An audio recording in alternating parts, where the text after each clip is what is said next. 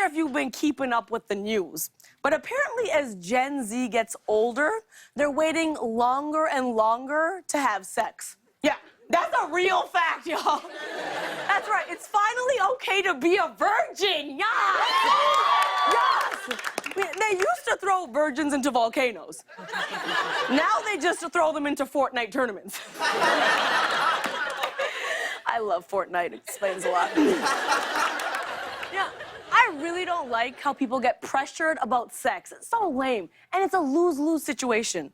If you don't have sex, you're prude. If you do, you're easy. Or worse, a Bachelor contestant. But we really do fetishize the idea of virginity.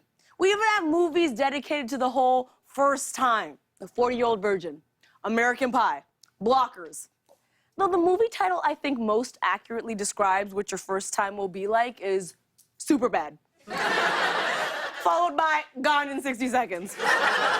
Followed by Get Out.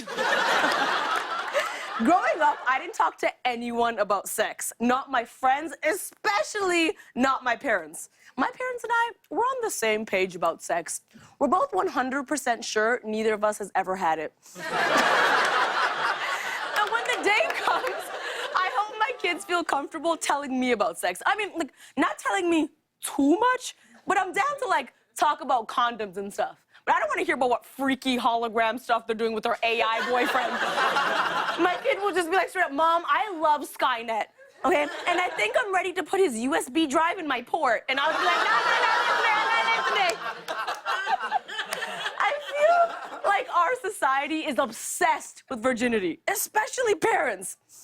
Remember that story from a while back when T.I. said he goes to the gynecologist with his daughter to make sure her hymen is still intact? That was a real thing.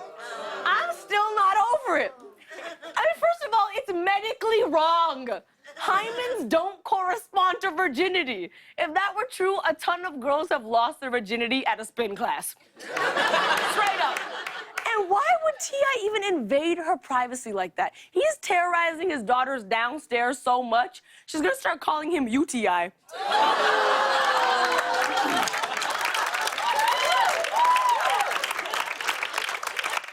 The whole idea of virginity is heteronormative. It's based on one kind of sex, P and V.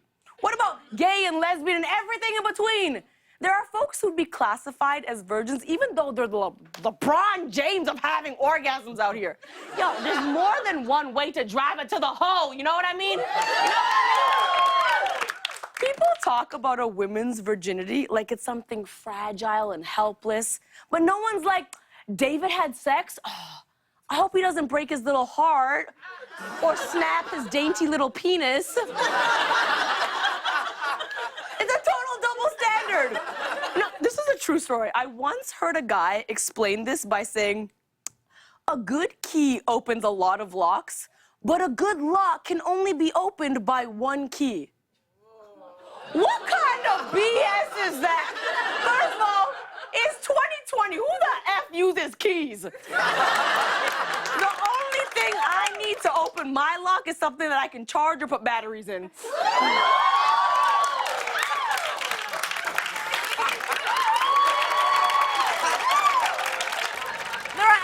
A lot of perks to being a virgin. You don't have to worry about STDs, there's no chance of you making a baby, and you never have to maintain eye contact with someone after your vagina makes a noise that neither of you were expecting.